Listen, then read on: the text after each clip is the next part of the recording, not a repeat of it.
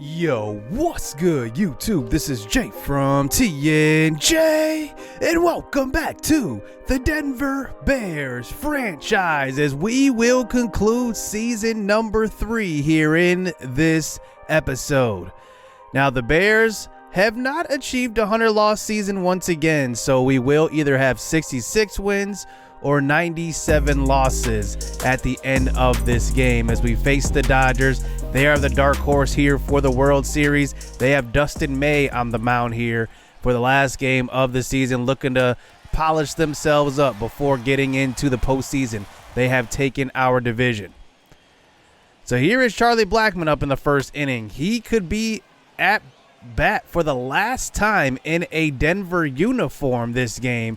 You never know how things will shake up. We fly out to left field with him. Another guy who might be playing his last game with the Denver Bears is Jon Gray.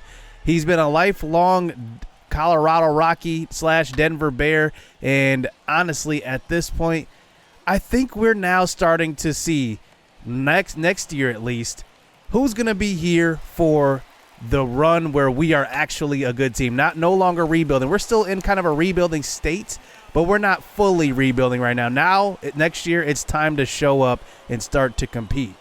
We're not going to expect to be at that top tier level of the Dodgers right away or the Padres right away, but at least put up a better fight than just what we've done the last few seasons.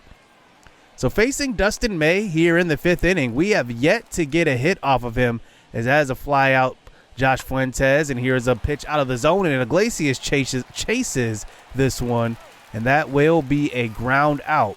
And May is through 7, no hits given up. It's a 1-0 game off of a Cody Bellinger home run in the 4th inning as we ground out this time to Brendan Rodgers. Still no hits in this game. Dustin May pitching to Tapia, but this time Tapia finally breaks up the no-no in the 7th inning with 1 out. That's a double off the right field wall. Hopefully now we can get him across the plate. We get that monkey off of our back, and now Tapia has his 15th double of the season. He's hitting phenomenal this year. So here's Hira this time up to the plate. He turns on one deep to left center, or to left field, I should say, and that is back at the track, caught. And Dustin May gets through another inning. As we move on to the 9th inning now, here's Roberto Osuna on the mound, and he does get Garrett Hampson, who is one of our best hitters this season, to fly out to right field. 1 out here in the 9th. DJ Weatherspoon's average has dipped to end the season. It's down at 208 as he walks that time.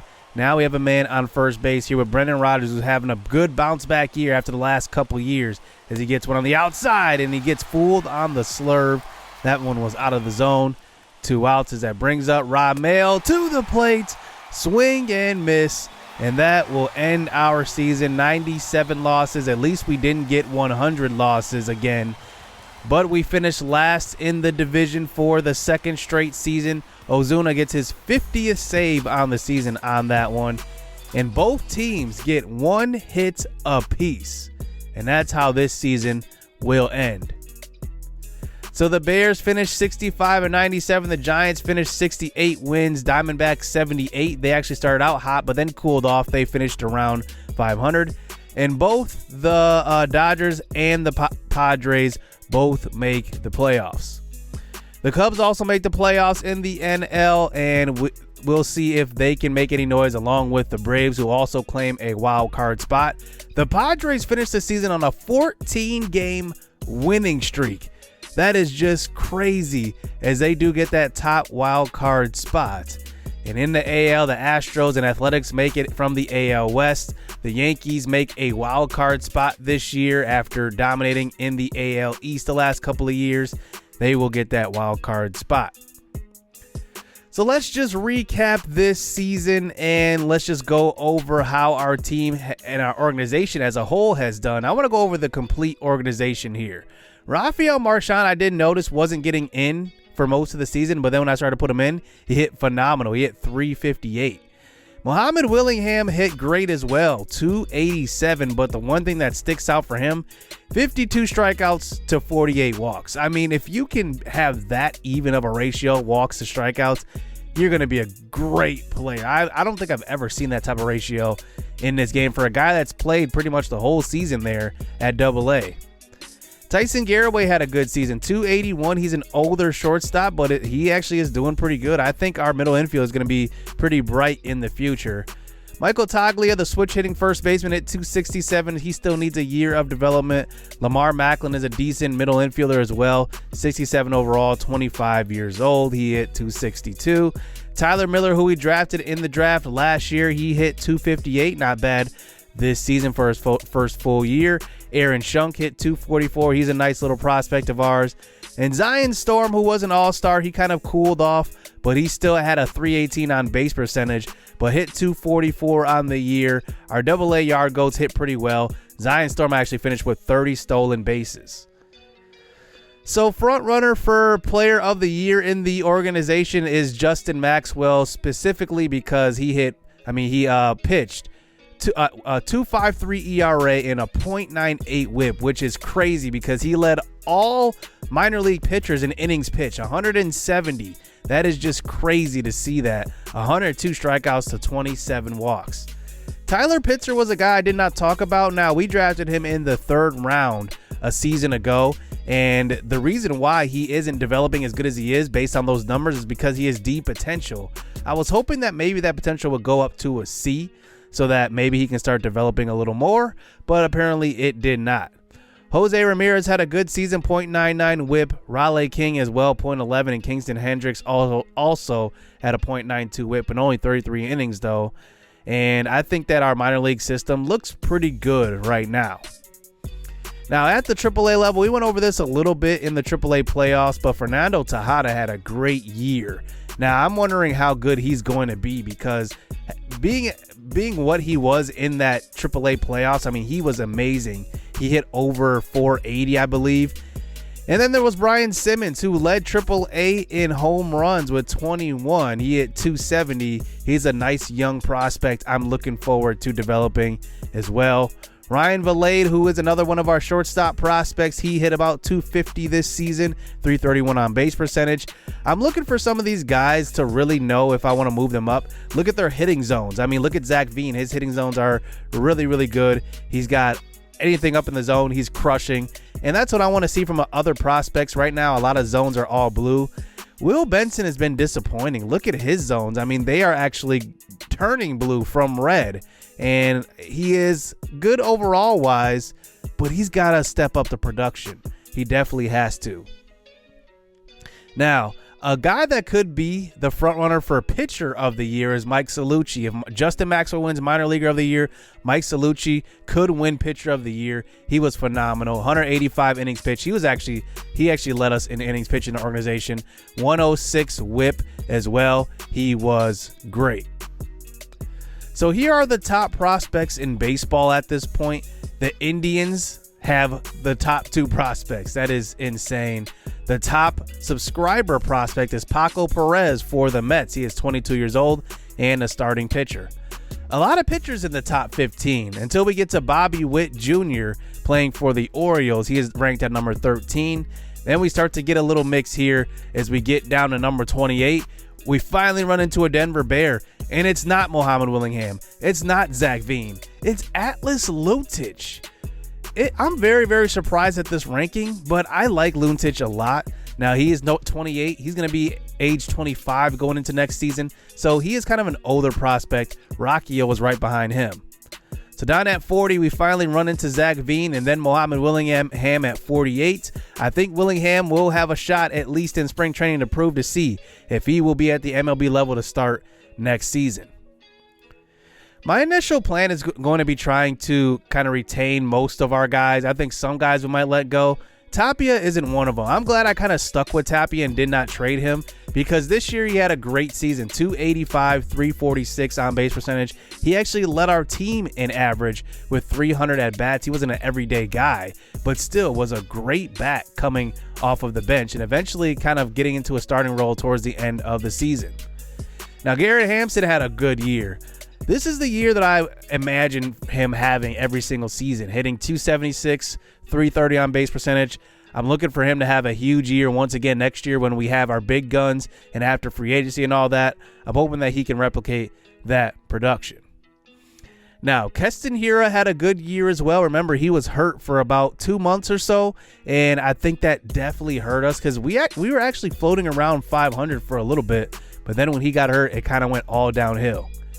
That's going to be one of my goals this offseason, to add depth to our team, because if one guy goes down, I don't want the production to dip too much like it did this year, and that includes moving Charlie Blackmon over to first base. He hit 263. I'm going to try to re-sign him. He's giving away an $18 million deal. I guess not giving away, but he's ending an $18 million deal this year, and I'm hoping to sign him for like less than $3 million. I hope I can do that.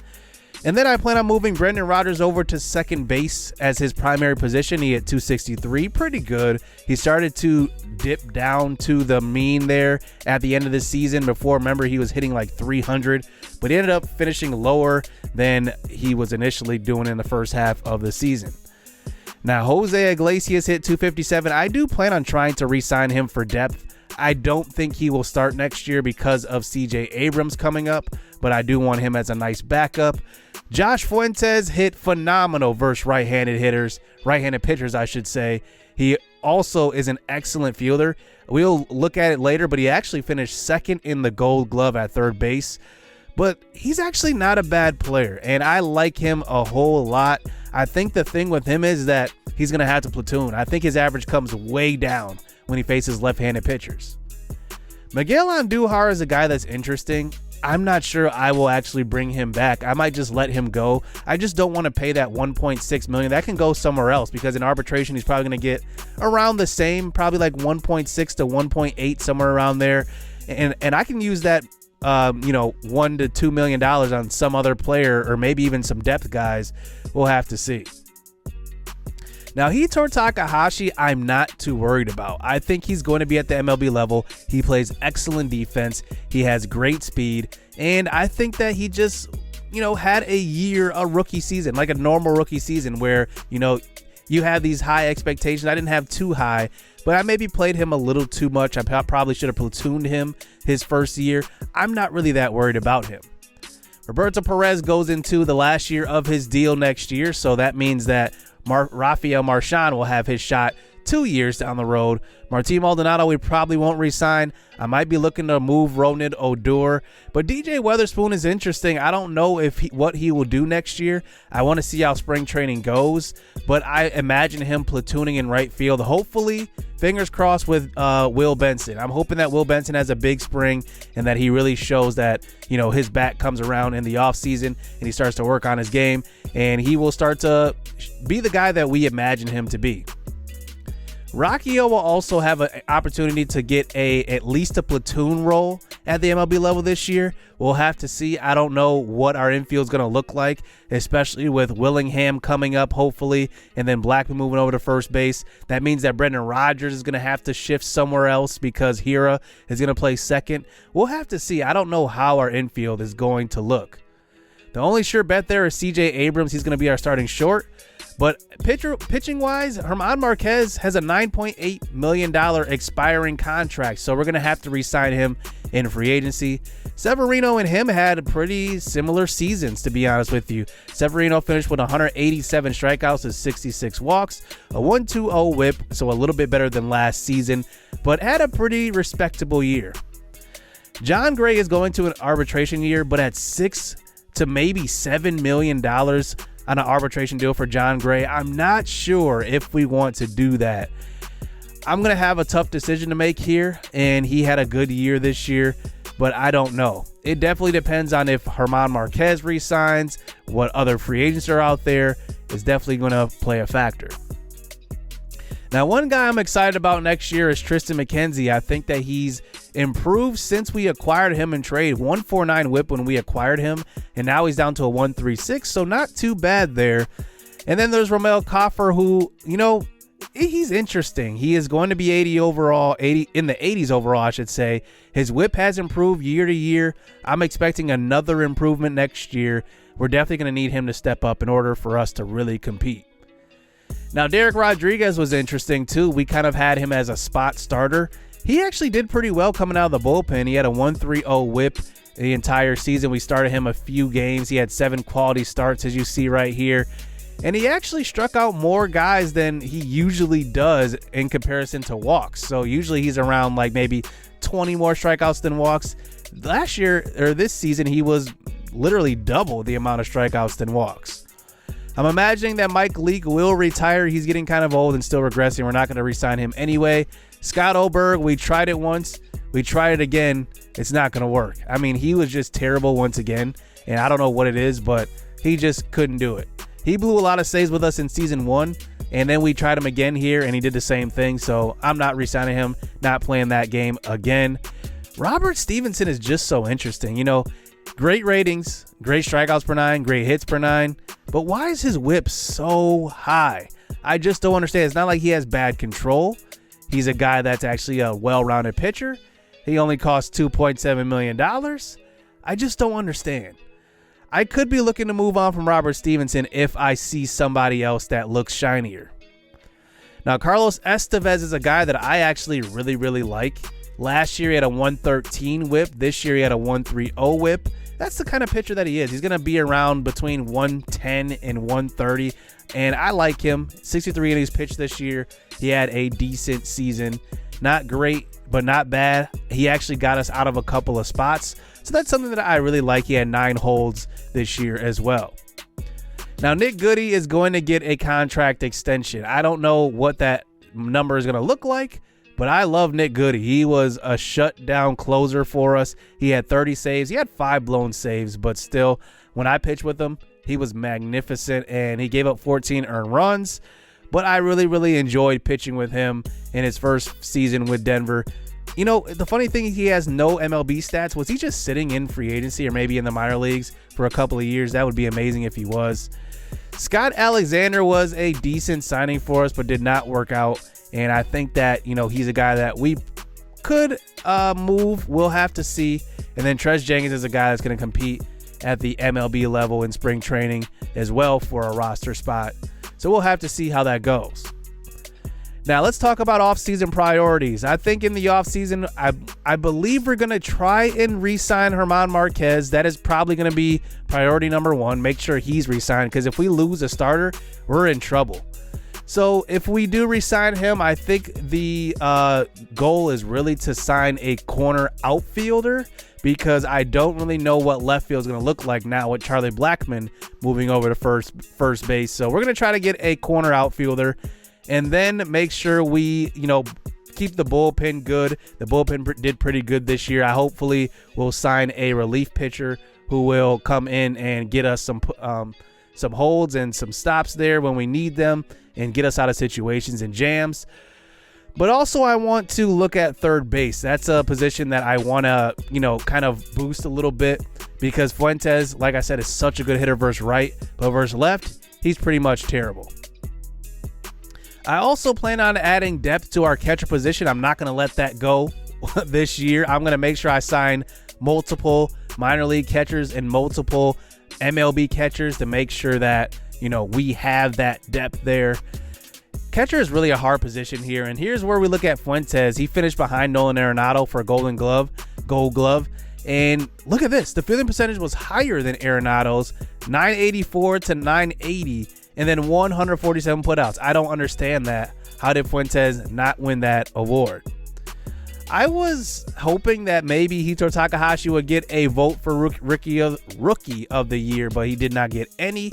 And then Jared Kelenic won it in the AL. And Benito Ozuna, who I was really following closely in this series, he went number 1 in the Rule 5 draft last year. He finished second. So that's going to do it here as we move into the off-season video. I am excited to get into the future now. The future is right now. We developed all of our draft picks for, 2 seasons now. Muhammad Willingham we drafted last year. Zach Veens had time. We've had a ton of time to develop some guys. Now it's time to put up, hoping that these rookies can come in and really blossom. I'm hoping that Will Benson has a good year. Hito Takahashi, I hope he has a good second year. I'm excited for the future of this team. Hopefully the offseason will say that as well. So hit subscribe, hit that like button. Hope you guys enjoyed the recap here, and we get into the offseason next episode. So stay tuned. Let's get it. Let's go. It's too easy. I've been there, done it, seen it. Boy, all that like Keenan. Still got crack, they fiendin'. Flow still hot like Phoenix. Shine so bright, I'm gleaming. This off top, I'm tweaking. Fresh out the rat like Neiman. And I'm still trying to fight my demons. Cause we all gotta act like Tina. That's why I gotta ride with the Nina. Outside, it's a war going on.